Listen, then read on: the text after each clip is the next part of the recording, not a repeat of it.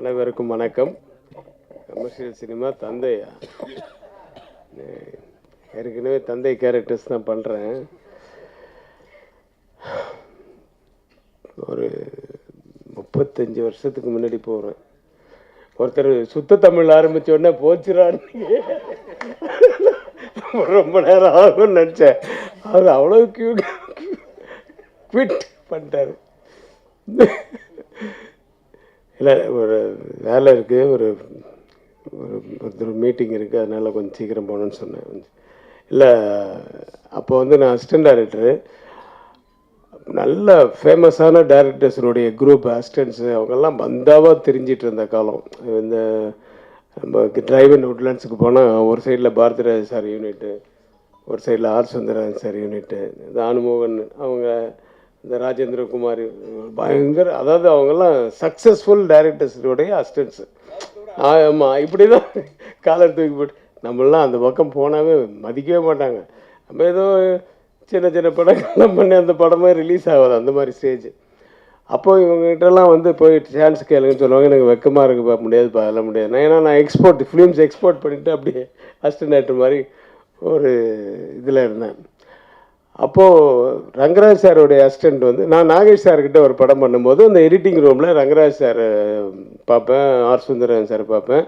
அப்புறம் ரங்கராஜ் சார்கிட்ட இருந்தவர் தான் இ ராமதாஸ். அவர் என்னை கூப்பிட்டாயோ, நாகேஷ் சார்கிட்ட ஒர்க் பண்ணும்போது பார்த்தேன், நல்லா ஒர்க் பண்ணுறேன், என்கிட்ட படம், நான் ஒரு படம் பண்ணுறேன், பண்ணுங்க அப்படின்ட்டு 1000 பூக்கள் மலரட்டும் போய் ஒர்க் பண்ணேன். அப்போ இருந்து ரங்கராஜ் சார்கிட்ட ஒர்க் பண்ணணும்னு ரொம்ப ஆசை. பட் நம்ம போய் கேட்க முடியாது. ஆனால் ஒரு தடவை வந்து எம்ஜிஆர் இறந்ததுக்கு அப்புறமா ஒரு படம் வந்து கோவை தம்பி சார் எடுக்கிறாரு. அது வந்து அவருடைய லைஃப் ஹிஸ்ட்ரியை கிட்ட நெருங்கின மாதிரி ஒரு சப்ஜெக்டு.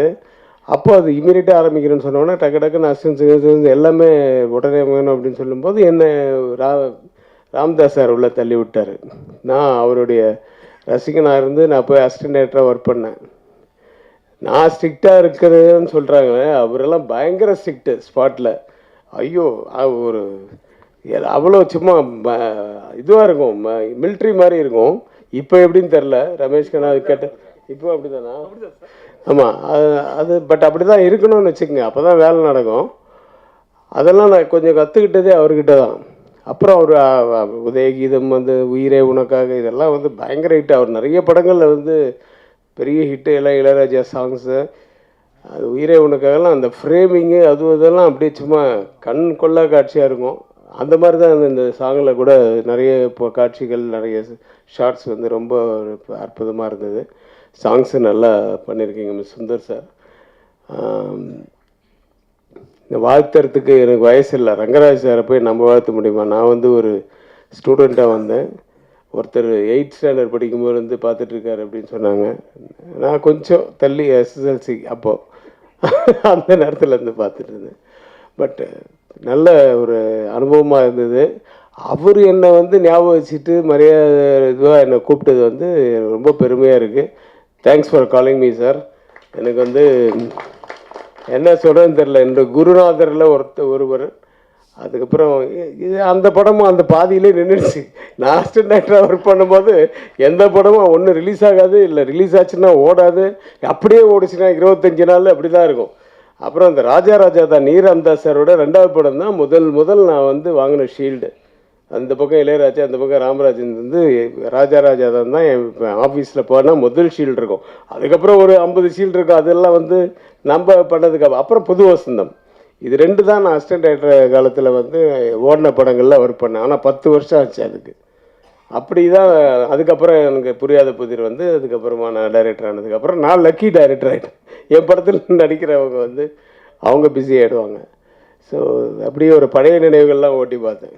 இந்த படம் வந்து ரமேஷ் கண்ணா அப்பப்போ பார்க்கும்போது சொல்லுவான், இந்த படத்துக்கு போயிட்டு வந்தேன், அந்த படத்துக்கு போயிட்டு வந்தேன் ஷூட்டிங்க்கு அப்படின்ட்டு. அப்போ ரங்கராஜ் சார்களை பற்றிலாம் சொல்லுவான், அவர் சுறுசுறுப்பாக நல்லா பண்ணுறாருப்பா அப்படி இப்படின்னு சொல்லுவான்.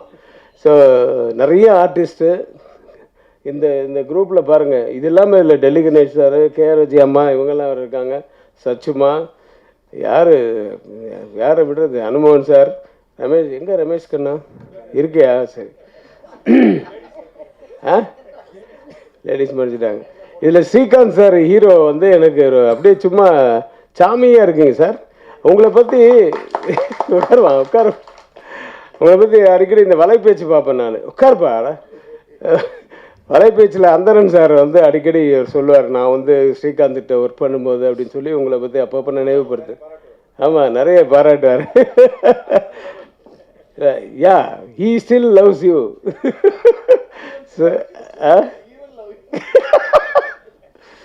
ஸோ அதில் அடிக்கடி ஸ்ரீகாந்த் ஞாபகம் வந்துட்டு போவார்.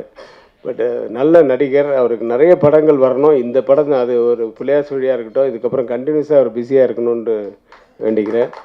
இந்த படமும் பாடல்கள் மட்டுமல்ல, படமும் மிகப்பெரிய வெற்றியடைய எல்லாம் வல்ல இறைவனை பிரார்த்தித்து நன்றி கூடி விடைபெறுகிறேன். நன்றி.